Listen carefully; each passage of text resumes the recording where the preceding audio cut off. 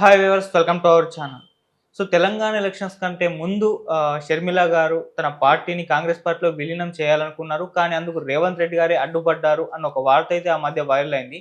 So అప్పుడు ఎవరైతే రేవంత్ రెడ్డి గారు అడ్డుపడ్డారో ఇప్పుడు అదే రేవంత్ రెడ్డి గారు షర్మిల గారిని ఏపీ కాంగ్రెస్ పార్టీలో జాయిన్ అయ్యే విధంగా ఆయన చేశాడని, సో తన పార్టీని విలీనం చేయడానికి తనే ముందుండి నడిపించాలని చెప్పేసి కొన్ని వార్తలు వైరల్ అవుతున్నాయి. మరి ఈ వార్తలో వాస్తవం ఎంతుంది, ఉంటే ఎందుకు? సో ఈ అంశం మీద డిస్కస్ చేయడానికి ప్రజెంట్ మనతో పాటు సీనియర్ జర్నలిస్ట్ జగదేవ్ గారు ఉన్నారు. వారితో ఒకసారి డిస్కస్ చేద్దాం. నమస్కారం సార్. నమస్తే అండి. సార్, అప్పుడు తెలంగాణ ఎలక్షన్స్ కంటే ముందు రేవంత్ రెడ్డి గారే వద్దన్నారు షర్మిల గారిని కాంగ్రెస్ పార్టీలో విలీనం చేస్తా అన్నా కూడా అని. సో ఇప్పుడు ఆయనే షర్మిల గారిని అటు కాంగ్రెస్ పార్టీలో కలిపారని, ఏపీ పాలిటిక్స్ లో ఆమెను ఎంటర్ చేశారని చెప్పేసి వార్తలు అయితే వైరల్ అవుతున్నాయి. మరి దీంట్లో వాస్తవం ఎంతుందంటారు సార్? అంటే ఈ వార్తల్లో కొంతవరకు వాస్తవం ఉందండి. అది ఎట్లా అంటే రేవంత్ రెడ్డి గారు అయితే షర్మిల గారిని కాంగ్రెస్ రావించడానికి నో అయితే అనలేదు. బట్ ఎక్కడ బయట ఉంటే ప్రభుత్వ వ్యతిరేక ఓటు చీలిపోతుందన్న భయం. రెండవది ఏంటంటే ఆవిడ కలిస్తే ఆవిడ కొన్ని సీట్లు కేటాయించబడాలి, ఎంతవరకు నెగ్గుకొస్తుందన్న అనే సందేహంతో ఉండొచ్చేమో కానీ వద్దనలేదు.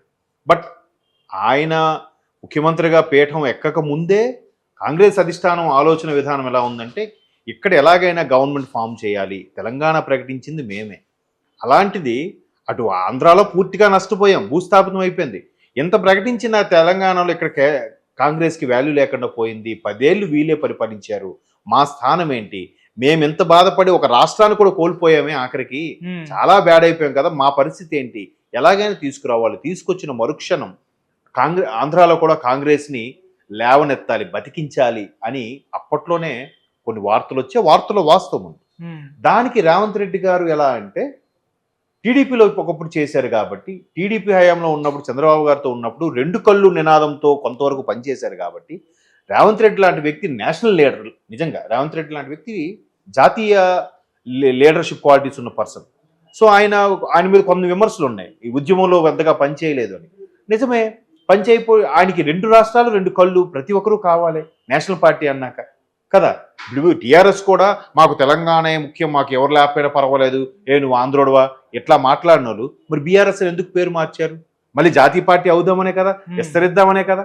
సో ముందు నుంచి మీకు వాదం ఉంది, కాకపోతే అధికారం కోసం తెలంగాణ నినాదం ఎత్తుకున్నారు మీరు కదా.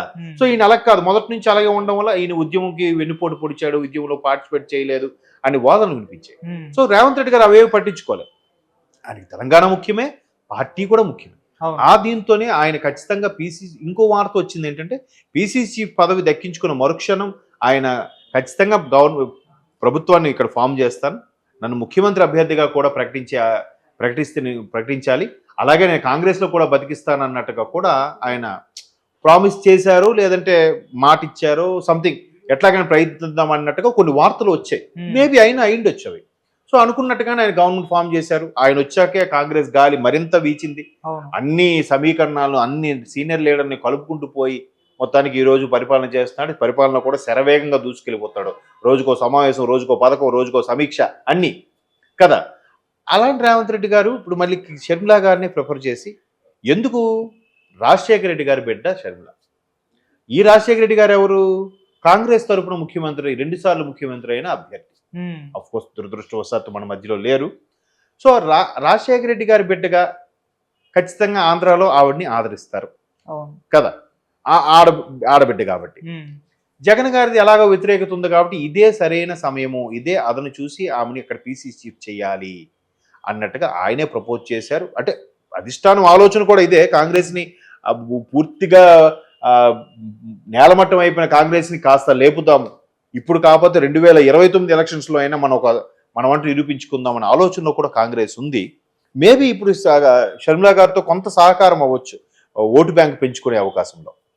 సో అందుకు దానికి రేవంత్ రెడ్డి గారు కూడా ఒత్తాసు పలికారంట. ఇప్పుడు ఆవిడకి పార్టీ విలీనం చేశాక ఒక పదవిని ఇవ్వబోతున్నారు.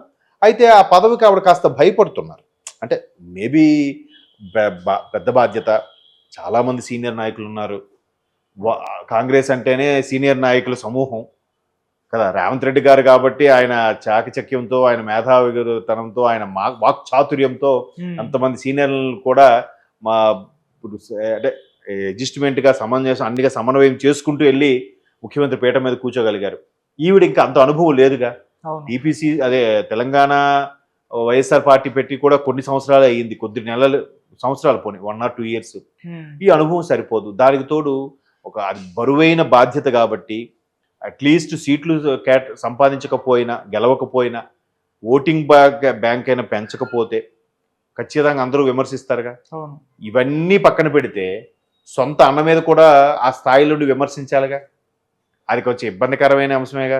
మనం మరోవైపు వార్త చూస్తున్నాం, అన్నా చెల్లెళ్ళు ఎడమొహం పెడమొహం, ఏవో చిన్న చిన్న పొరపచ్చాలు వచ్చాయని ఆవిడ కూడా కొన్నిసార్లు మీడియా సంబంధంగా మాట్లాడారు కదా. అలాగా ప్రతీది కూడా అంటే ఎలా ఎలా ఉంటుందంటే ఇవన్నీ బరువులు ఆలోచించి ఒకవేళ ఆవిడ కనీసం మోస్తరుగా కానీ చేయకపోతే ఖచ్చితంగా మళ్ళీ విమర్శలు ఎదుర్కోవాలి, సీనియర్ నుంచి విమర్శలు ఎదుర్కోవాలి, అధిష్టానం నుంచి విమర్శలు ఎదుర్కోవాలి. సరే ఎందుకులో ఏఐసీసీలో కీలక పదవి తీసుకుంటే సరిపోతుందా అనే ఆలోచన కూడా ఆవిడలో ఉంది. బట్ దానికి రేవంత్ రెడ్డి గారు కొంత సహకారం ఇస్తూ లేదు అంటే దాన్ని బయటగా ఆవిడ అలా చెప్పకుండా ఇవాళ వచ్చిన వార్త ఏంటంటే పీసీ చీఫ్ అంటే ఖచ్చితంగా ఖర్చుతో కూడుకున్న పని, అంత ఖర్చు బేర్ చేయలేము, పైగా బాధ్యత కూడా పెద్ద బాధ్యత, అందుకు షర్మిలా గారు అలాంగ్ విత్ బ్రదర్ అనిల్ గారు ఆయన కూడా కొంత వెనకడుగు వేస్తున్నారన్నట్టుగా కొన్ని వార్తలు వచ్చాయి ఈరోజు. బట్ అది బయటికి చెప్తున్నారు కానీ అసలు విషయం నేనైతే అన్నయ్యతోనే పోటీ పడాలి, అన్నయ్యనే విమర్శించాలనే దృక్పథంతో మేబీ ఇప్పటికే రేపు ఇంకోటి కొడుకు పెళ్లి కూడా ఉంది ఫిబ్రవరిలో. ఒకవేళ మార్చిలో ఎలక్షన్లో, మార్చి ఎండింగ్ ఏప్రిల్ ఎలక్షన్స్ అంటే ఫిబ్రవరిలోనే డిక్లేర్ చేసేస్తారు, ఫిబ్రవరిలోనే కొడుకు పెళ్లి ఉంది. అటు కొడుకు పెళ్లికి ఇదవుతారా, ఇటుపక్క అన్ని నియోజకవర్గాలు తిరుగుతారా, ఎంత బరువు బాధ్యతలే కదా అవి. ఇప్పుడైతే ప్రకటించారో మళ్ళీ పోలింగ్ తేదీ వరకు కూడా కంటి మీద కునుకుండదు కదా, తిరుగుతూనే ఉండాలి, క్యాన్వాసింగ్ చేయాలి, మాటలు పడాలి, మాటలు అనాలి, ఆరోగ్యం చూసుకోవాలి, ఒకవైపు పెళ్లి బాధ్యతలు ఉన్నాయి. ఇవన్నిటికీ భయపడి లేదంటే ఆలోచించి, భయపడిన కాదు, ఇవన్నీ నేను సక్రమంగా చేయగలనా అని ఆలోచించి స్టెప్ బ్యాక్ అయ్యి ఉండొచ్చు. బట్ దానికి రేవంత్ రెడ్డి గారు మాత్రం ఫుల్ సపోర్ట్గా ఉన్నారు. అవసరమైతే ఫండింగ్ కూడా, ఫండింగ్ కానీ ఎటువంటి మారల్ సపోర్ట్ అయినా ఇవ్వడానికి సిద్ధంగా ఉన్నట్టు కూడా వార్తలు వస్తున్నాయి. మేబీ అది అయితే అవ్వచ్చు కూడా, ఎందుకంటే రేవంత్ రెడ్డి గారి చాకచక్యం, ఆయన తెలివితేటలు, ఆయన సామర్థ్యం కూడా మొన్న ఎలక్షన్స్లో చూసాం. కాబట్టి ఈసారి ఆవిడ కూడా సపోర్ట్ ఇస్తూ కాంగ్రెస్ని ఎలాగైనా మళ్ళీ ఆంధ్రాలో పైకి తేవాలనే ఉద్దేశంలో ఉన్నారు. సక్సెస్ చేసినా చేయొచ్చు. రేవంత్ రెడ్డి గారి మీద నాకు ఆ నమ్మకం ఉంది. షర్మిలా గారు కాస్త రాజశేఖర్ బిడ్డగా జనాల్లోకి వెళ్తే బాగుంటుందని నా అభిప్రాయం. అలా వెళ్తే ప్రజలైతే ఆదరిస్తారు. మరీ సీట్లు సంపాదించేస్తారు, గెలిచేస్తారని అన్న కానీ ఓ మోస్తారు అంటే ఏమి something is better than nothing కదా. ఏమి నథింగ్గా ఉన్న ఏపీలో కాంగ్రెస్ పరిస్థితి సంథింగ్గా తీసుకొస్తారని నాకు అనిపిస్తుంది. దానికి రేవంత్ రెడ్డి గారు మారల్ సపోర్ట్ ఇస్తారు ఖచ్చితంగా. ఎందుకంటే పక్క రాష్ట్రం ముఖ్యమంత్రి, తెలుగు వారం కదా, పైగా అంతా ఒకప్పుడు ఉమ్మడి ఆంధ్రప్రదేశ్. సో రాజశేఖర రెడ్డి గారు ఉమ్మడి ఆంధ్రప్రదేశ్ ముఖ్యమంత్రి కాంగ్రెస్ తరఫున, ఆ నినాదంతో జనంలోకి వెళ్తే ఖచ్చితంగా ఇది అవుతుంది. రేవంత్ రెడ్డి గారు అటు షర్మిలని కాంగ్రెస్ పార్టీలో చేర్చడం అంటే కాంగ్రెస్ పార్టీని బలోపేతం చేయడానికా, లేకుంటే వైసీపీ ఓట్లు చేర్చి టీడీపీని కదా ఫేవర్ చేద్దాం అనుకుంటున్నారు? రెండు అవ్వచ్చు. మీరు ఆప్షన్ ఏ, ఆప్షన్ బి ఇచ్చారు, ఆప్షన్ సి పైవన్యూ మేబీ అంటే అలా ఉండదు. కానీ ఎలాగో కాంగ్రెస్ ముఖ్యమంత్రిగా అయ్యారు కాబట్టి కాంగ్రెస్ని ఎలాగైనా పైకి తీసుకొస్తానని మాట ఇచ్చారని అంటున్నారు కాబట్టి ఎంతో కొంత బలపడుతుంది కదా షర్మిలా గారు వెళ్తే. అంటే నష్టం ఎవరికంటే మాత్రం వైఎస్ఆర్సీపీకి. టీడీపీకి ఎలాగో ఆల్రెడీ దాన్ని ఏమంటారు, ఆ మేనియా వచ్చేసింది, ఆ గ్రాఫ్ పెరిగిపోయింది టీడీపీకి. చంద్రబాబు గారు అరెస్ట్ ముందు, అరెస్ట్ తర్వాత మనం మాట్లాడుకోవచ్చు. ఎందుకు పెరిగిపోయిందంటే ప్రభుత్వ వ్యతిరేకత.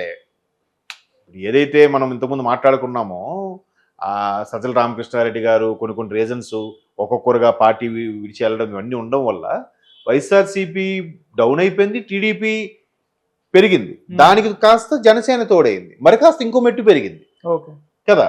సో ఖచ్చితంగా ఎవరు వచ్చినా ఏం చీల్చినా వైసీపీకే ఇబ్బంది. ఎందుకంటే రాజశేఖర రెడ్డి గారు రెండు కళ్ళు, జగన్మోహన్ రెడ్డి గారు, షర్మిలా గారు.